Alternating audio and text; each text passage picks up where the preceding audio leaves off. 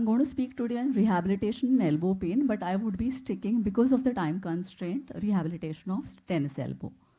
So need for referral, first of all, yeah. So there is definitely a need for referral for patients for tennis elbow, as proven by the studies which say that physiotherapy is more beneficial than relative rest or wait and watch approach.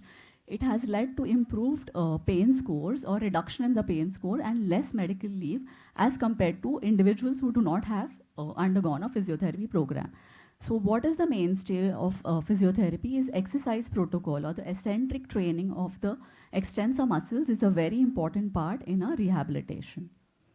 Now, differential diagnosis which we have to think about, there could be other articular, extra-articular or neural causes which can give rise to pain at the lateral of the elbow, lateral side of the elbow, and that needs to be assessed with the ongoing examination. So articular problems, we have typically seen that since the capsular pattern of the elbow is flexion more restricted than the extension, we would be having more restriction in the flexion and the supination range of motion as compared to a combined movement of extension and pronation. In case there is a block, mechanical block to movement, clicks or crepitus, it tells us about mechanical instability or some other problems, maybe a fracture or plica syndrome. In case some patients may also have cervical pain which is radiating to the lateral aspect of the elbow. For that we do the 4 tests. One is the compression test, we do the Sperling test, we do the upper limb tension test and the distraction test. If 3 out of these 4 tests are positive, there is more likelihood that the patient is having pain because of a cervical pathology. The other condition, which again is very confusing, is the radial tunnel syndrome. In that, usually the patient complains of pain on the lateral aspect of the elbow, but the pain is below the head of the radius. It is more deeply situated, and the patient also manifests of weakness of the thumb and the thumb extensors and the wrist extensors, which is usually aggravated by movement. And a special test which we do is radial neurodynamic test, which I'll be elaborating at the later part of the presentation. So physiotherapy assessment essentially would be history. If there is trauma, clicks, crepitus, so that would guide us, to refer you further back for the, workup. Site, intensity of pain, aggravating, relieving factors, which helps us to plan the activities. Then work-related activity assessment we do, which is the scale, which I think it's not very clearly seen, but it is the RULA, or rapid upper limb assessment, in which we assess the patients while they are at the work setup. So wherein we see the posture of the neck, the upper limb, especially the elbow and the wrist, whether it is twisted, whether it is excessively rotated. So based on that, there may be aggravating factors and based on this assessment, we calculate a risk score, and based on the risk score, then we give them a ergonomic assessment and ergonomic treatment. Then the other important aspects of assessment or outcome measures for physiotherapy is NRPS, that's numerical rating pain scale. Then we have the pain-free grip strength. It's a very important outcome measure. Patient-specific functional scale, and in, say, research, patient-rated tennis elbow evaluation is used very common, but we prefer the patient-specific functional scale. Herein, because it's very meaningful for the patient, and the patient will tell us about the 3 most important activities which is causing pain. So it could be that the gripping is causing pain, or kneading the dough is causing pain. Okay, so these activities are recording, 0 is unable to do and 10 is able to do as before the condition. So this is a very important prognostic measure as far as function is concerned with relation to physiotherapy. So physiotherapy management of tennis elbow revolves around these strategies.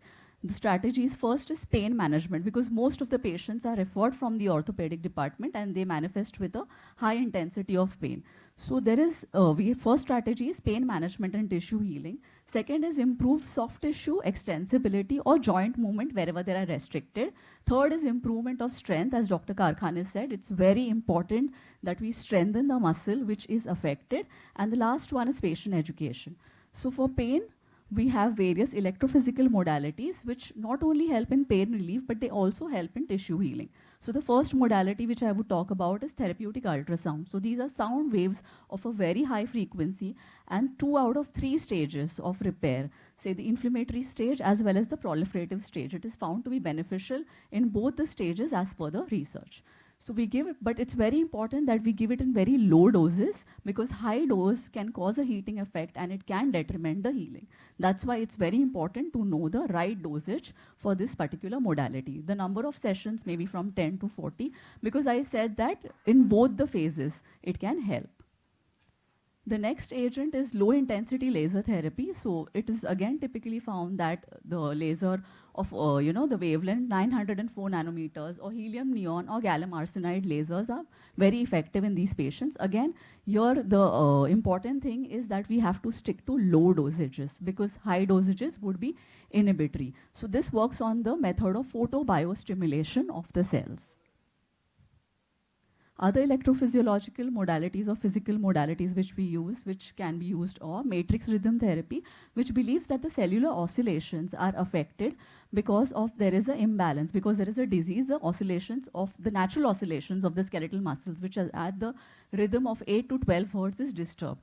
So to restore that, matrix rhythm therapy is used. TENS may be used, but it's not the treatment of choice for most of us. If you can't use anything and if the patient has pain, only then we would be using TENS.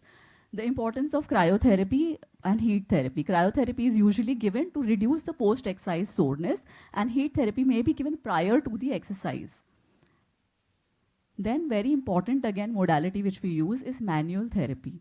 It's very effective, believe me, and of all there are various schools of thought of manual therapy, but most commonly we use Mulligan's manual therapy, in which a lateral glide is applied at the elbow, and along with this, if you can see in this image, along with the lateral glide, our patient is asked to do the offending movement. So the offending movement, very common, is the gripping. So we sustain that lateral glide and give the patient to do the gripping movement, and then we progress to resisted extension or extension, and then at last we progress to the finger extension.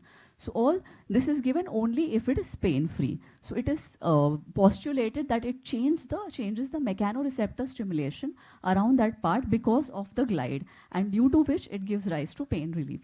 So it may be given in the acute stages, and in the chronic stages also it is given, because there are central pattern changes in patients with chronic pain. So when the patient does a more pain-free movement or repeats a more pain-free movement, the patient's memory of movement is better of a pain-free, and there are less chances of kinesiophobia or fear with movement. So this is one, again, it has level 2 evidence with 6 RCTs that it is definitely effective in patients with tennis elbow. Also, the repetitions and all that, we have to take care that initially we use low repetitions of this manual therapy, and then we increase with the repetitions. Another important manual therapy is posterior-anterior glide. So if you see pronation is again an offending movement. So during pronation, the radial head will glide from posterior to anterior. So that's another glide which we apply, and the dosages are similar to what I have previously mentioned. Again, along with the glide, we always give the offending movement, which is either the grip or extension. Supportive devices may not be used. Again, these braces could be used, and the angles of the braces could be between 15 to 30 to 40 degrees of extension. Again, long-term usage of these braces is not advised, because what is found through electromyographic studies, when these braces are used, it reduces the activity of the extensor muscles of the wrist. So it can lead, if used long-term, to atrophy of the muscles, which is not desired effect. So only it could be used in acute phases when the person cannot avoid the activity and has to do the activity, but long-term is not encouraged at all. Counterforce strap, again, it prevents the full muscular expansion of the extensor muscles, and that is the premise. It leads to pain relief. Again, it can be used in all phases of rehabilitation. Kinesiotaping is a modality which we use again, so that because of the tape, what happens is that the skin is lifted, and the structures under the skin, they are under less compression, because of which there is pain relief. Also, there is a constant mechanoreceptor stimulation which is there, sensory stimulation, because of which there is pain gate mechanism. The pain relief happens because of the pain gate mechanism. Very important part is it does not impede any movement. It could be used to facilitate the muscle also or inhibit the muscle. Exercise protocol, again, is the mainstay of physiotherapy management. Dr. Twinkle, we have to be a little quicker. So sorry to interrupt you, but we need to be a little quicker because we have innovation. So I'll wait. Okay.